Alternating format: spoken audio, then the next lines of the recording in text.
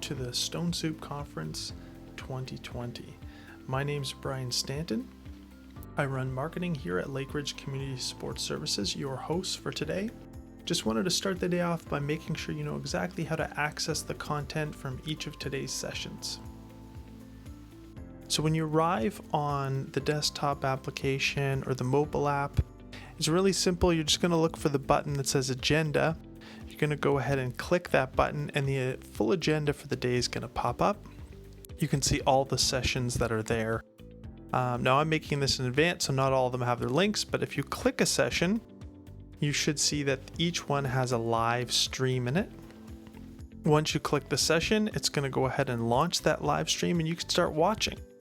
When that session ends and you're ready for the next session, just go back to the agenda and repeat the process. All right, there'll be more information available to you on the community board. If you need any help, let us know. Thank you.